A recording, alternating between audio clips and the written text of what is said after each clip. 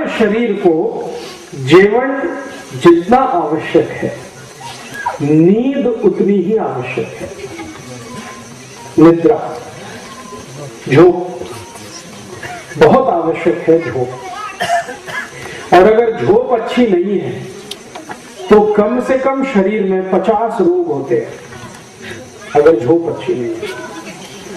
जिनको भी अच्छी झोप नहीं है उनको सबसे पहला रोग शुरू होता है डोके दुखना, आंख दुखना, मांडी दुखना, कंधे दुखना।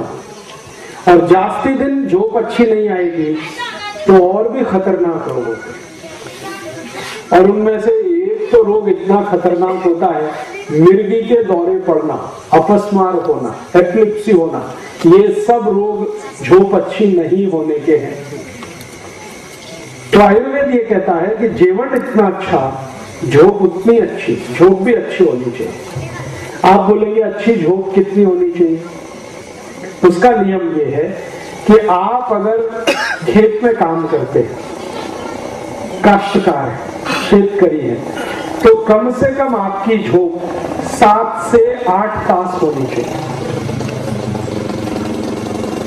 कम से कम 7 तास, जास्ती से जास्ती 8 तास, इतनी झोप आपकी होनी चाहिए।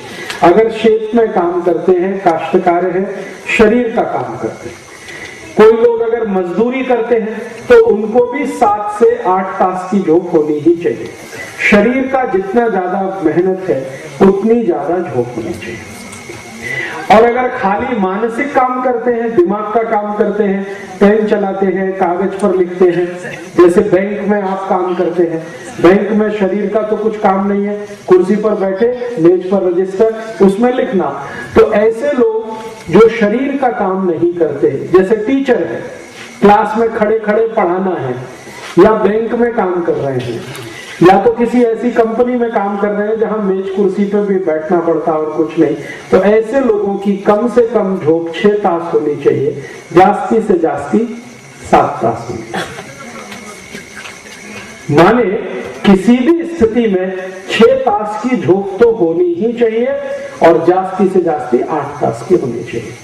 ये किसके लिए है? बड़े लोगों के लिए। बड़े लोगों से मतलब जिनकी उम्र 60-70 साल से लेकर 25-30 साल के बीच में, उनके लिए। और जिनकी उम्र 14-15 साल के आसपास है, 20 के नजदीक है, वो 1-2 तास जास्ती सो सकते हैं, 9 तास की झोप ले सकते हैं।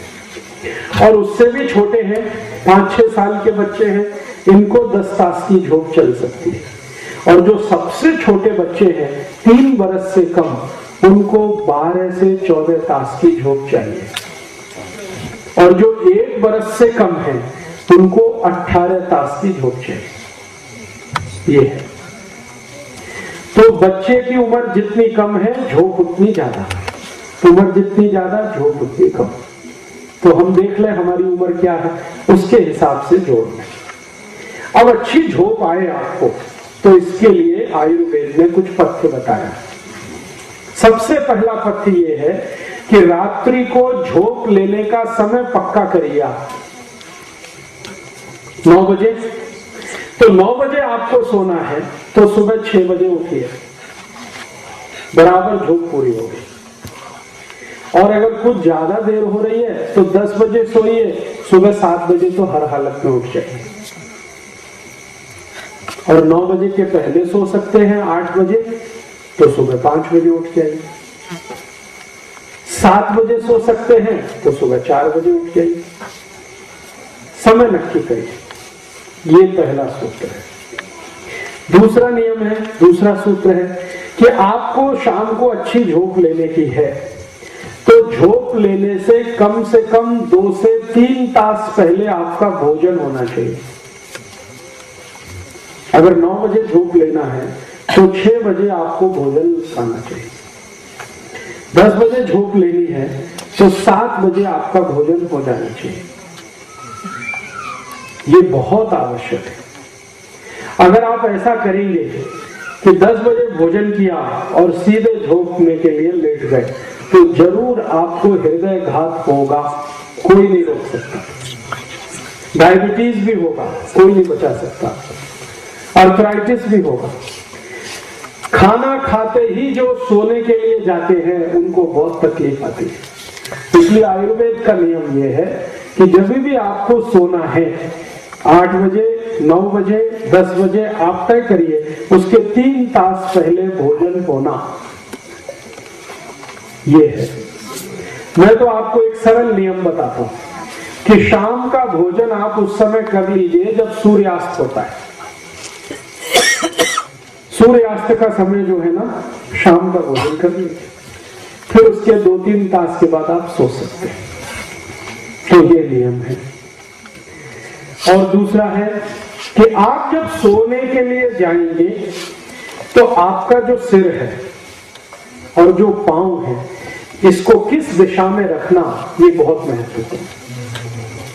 तो जो सूर्य की दिशा है, सूर्य की दिशा माने पूर्व दिशा, पूर्व दिशा में हमेशा आपका सिर रहना चाहिए और पश्चिम दिशा में आपके पांव रहने चाहिए। ये है नियम। पूर्व में सिर, पश्चिम में पांव। और कभी कभी अगर इसमें कुछ बदल करना है तो एक ही बदल हो सकता है कि दूसरा आपको बदल करना है तो दक्षिण में सिर और उत्तर में पांव। कभी भी उत्तर दिशा में सिर करके मत सोना, नहीं तो बहुत जल्दी मृत्यु आएगी। आपको मालूम है, जिस व्यक्ति की मृत्यु हो जाती है उसका सिर हमेशा उत्तर की दिशा में किया जाता है, पांव दक्षिण में, क्योंकि उत्तर की दिशा मृत्यु की दिशा है। मरने के बाद ही व्यक्ति का सिर उत्तर में किया जाता है, जीवित रहने पे नहीं। तो इसलिए इसका याद रखना बहुत जरूरी है। पूर्व दिशा में सिर, पश्चिम में पांव, ये सबसे अच्छा है। और अगर कुछ कारणवश नहीं हो पा रहा है तो दक्षिण में सिर, उत्तर में पांव कर सकते हैं। आज ही घर में बदल कर दीजिए। आपके घर का जो बिस्तर है, अगर आप चारपाई पे सोते हैं, पलंग पे सोते हैं, तो उसका सिर पूर्व दिशा में कर लीजिए। जमीन पे सोते हैं तो सबसे अच्छा, कभी भी आसानी से बदल किया जाता है। तो अच्छा झोंक लेना है तो पूर्व में सिर करिए, ठीक है। अगर उसके आगे का एक शर्त है कि जब आप झोंक लेने के लिए लेट गए, तुरंत झोंक आनी चाहिए आपको। ये नहीं कि ऐसे ऐसे बदल कर रहे हैं, करवट बदल रहे हैं, कभी इधर कभी इधर, कभी इधर कभी इधर। बहुत लोग हैं आधा आधा तास ऐसे ही घूमते रहते हैं बिस्तर पे, झोंक ही नहीं आती। तो इसका मतलब कुछ रोग है आपको।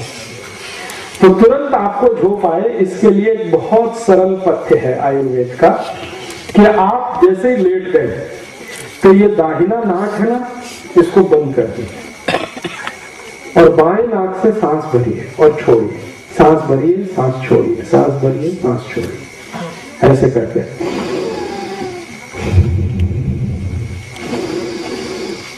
बस 2-3 मिनट अगर आपने ये करना शुरू कर दिया, बहुत अच्छी झोंक है।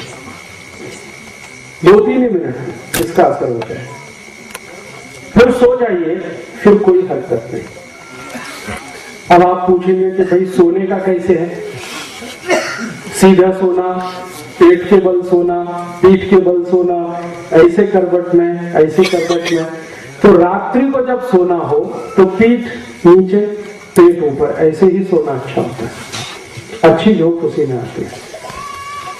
दोपहर को अगर आप सोना चाहते हैं भोजन के बाद, तो हमेशा ये जो बायां हाथ है ना, लेफ्ट, क्या कहते हैं, डावा मराठी में, तो डावा बाजू आपको लेटना चाहिए दोपहर को, भोजन नंतर।